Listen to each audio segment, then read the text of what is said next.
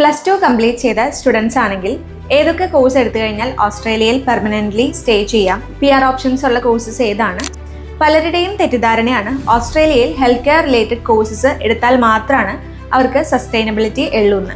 But അങ്ങനെയല്ല. ഈ course 3 വർഷം പഠിക്കുന്നത് വഴി PR-ന്റെ പാതയും ജോബ് ഓപ്പർച്യൂണിറ്റിയും കൂടുതൽ തന്നെ ആയിരിക്കും. കോഴ്സ് ഫീസ് നോക്കുമ്പോൾ അത്യാവശ്യം ഹ്യൂജ് എമൗണ്ട് ആണെങ്കിലും നിങ്ങൾ പഠിച്ചിറങ്ങി വിത്തിൻ എ ഇയർ നിങ്ങൾ ഈ മുടക്കിയ എമൗണ്ട് തന്നെ തിരിച്ചെടുക്കാനായിട്ടും സാധിക്കും. ഈ ഒരു ചെറിയ പ്രായത്തിൽ തന്നെ റൈറ്റ് ഡിസിഷൻ എടുത്തു കഴിഞ്ഞാൽ വിത്തിൻ 25 ഏജിനുള്ളിൽ നിങ്ങൾക്ക് ഓസ്ട്രേലിയൻ പെർമനന്റ് റെസിഡൻസി ഉറപ്പാക്കാനായിട്ടും സാധിക്കും.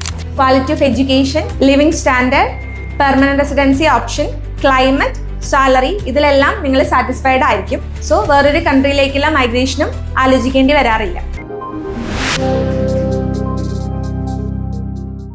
ഹായ് എവരിവൺ, ഇന്ന് നമ്മൾ ഡിസ്കസ് ചെയ്യാൻ പോകുന്നത് ഓസ്ട്രേലിയൻ സ്റ്റുഡൻറ് വിസയെ കുറിച്ചാണ്. +2 കംപ്ലീറ്റ് ചെയ്ത സ്റ്റുഡൻസ് ആണെങ്കിൽ ഏതൊക്കെ കോഴ്സ് എടുത്തു കഴിഞ്ഞാൽ ഓസ്ട്രേലിയയിൽ പെർമനൻ്റ്ലി സ്റ്റേ ചെയ്യാം, PR ഓപ്ഷൻസ് ഉള്ള കോഴ്സസ് ഏതാണ്? സോ ഇതിനെക്കുറിച്ചൊക്കെയാണ് നമ്മൾ ഇന്ന് ഡിസ്കസ് ചെയ്യാനായിട്ട് പോകുന്നത്.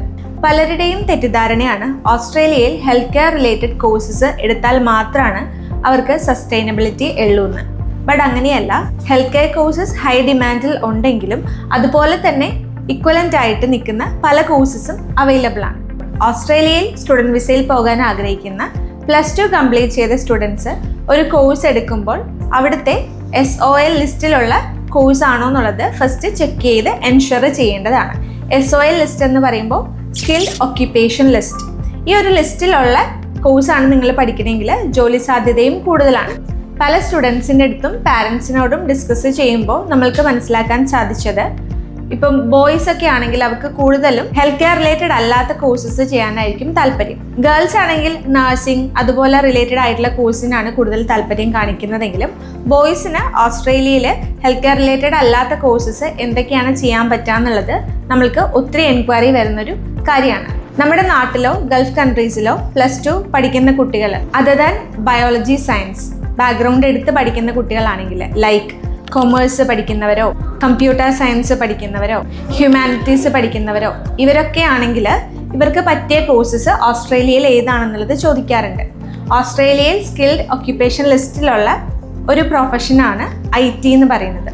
IT-യിൽ തന്നെ പല കാറ്റഗറി വരുന്നുണ്ട്. സോ നിങ്ങൾ +2 കമ്പ്യൂട്ടർ സയൻസ് പഠിക്കുന്ന കുട്ടികളാണെങ്കിൽ IT റിലേറ്റഡ് കോഴ്സസ് എടുത്ത് പഠിക്കുകയാണെങ്കിൽ നിങ്ങൾക്ക് ജോലി സാധ്യതയും PR-ഉം കൂടുതൽ തന്നെ ആയിരിക്കും. 3 വർഷത്തെ ബാച്ചിലേഴ്സ് കോഴ്സ് കംപ്ലീറ്റ് ചെയ്ത് കഴിഞ്ഞാൽ 2 മുതൽ 3 വർഷം വരെ സ്റ്റേ ബാക്കും അവൈലബിൾ ആണ്.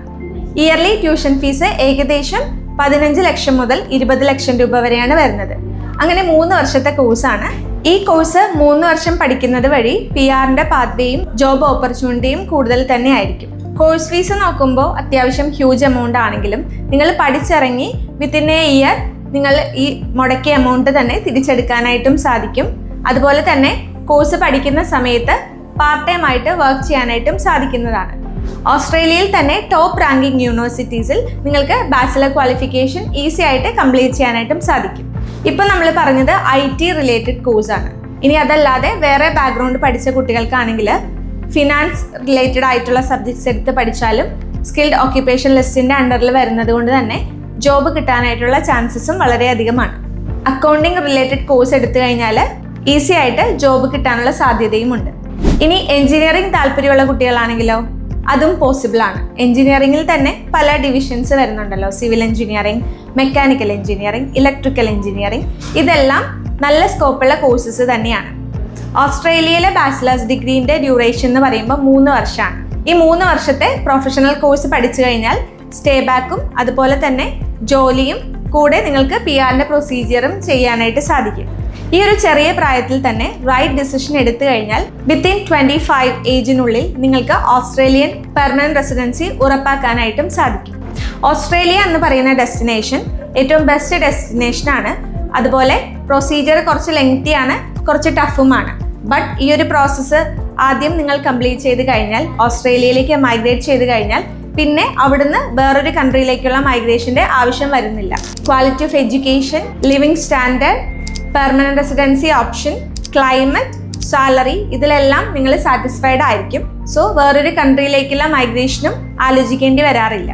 ഡെസ്മ ഇന്റർനാഷണൽ നഴ്സിംഗ് റിലേറ്റഡ് അല്ലാത്ത കോഴ്സസിൻ്റെ അഡ്മിഷനും 2026-2027 സ്റ്റാർട്ട് ചെയ്തിട്ടുണ്ട്. ടെസ്മ ത്രൂ പ്രോസസ് ചെയ്യുന്ന കാൻഡിഡേറ്റ്സ് ആണെങ്കിൽ നിങ്ങൾക്ക് ഫ്രീ IELTS ആൻഡ് PT കോച്ചിങ്ങും ലഭിക്കുന്നതാണ്. അതുമാത്രമല്ല അട്രാക്റ്റീവ് സ്കോളർഷിപ്പും സ്പെഷ്യൽ ഡിസ്കൗണ്ടും നിങ്ങൾക്ക് അവൈൽ ചെയ്യാനായിട്ട് സാധിക്കും. നിയറസ്റ്റ് ഇന്ത്യയിൽ തന്നെ എഞ്ചിനീയറിംഗ് കോഴ്സോ അക്കൗണ്ടിംഗ് റിലേറ്റഡ് കോഴ്സോ IT റിലേറ്റഡ് കോഴ്സോ ഓസ്ട്രേലിയയിൽ പഠിക്കാൻ ആഗ്രഹിക്കുന്നവരാണെങ്കിൽ എത്രയും പെട്ടെന്ന് തന്നെ നമ്മുടെ സ്ക്രീനിൽ കാണുന്ന നമ്പറിൽ വാട്സപ്പ് മെസ്സേജ് ചെയ്യുക. ഫുൾ അസിസ്റ്റൻസോട് കൂടി ഡെസ്മ ഇന്റർനാഷണൽ നിങ്ങളുടെ ഓസ്ട്രേലിയൻ സ്റ്റുഡൻറ് വിസ എന്ന സ്വപ്നം കംപ്ലീറ്റ് ചെയ്തു തരുന്നതാണ്. വീഡിയോ യൂസ്ഫുൾ ആയി എന്ന് വിചാരിക്കുന്നു. പുതിയൊരു ഇൻഫോർമേറ്റീവ് വീഡിയോ ആയിട്ട് വരുന്നവരെ ബൈ.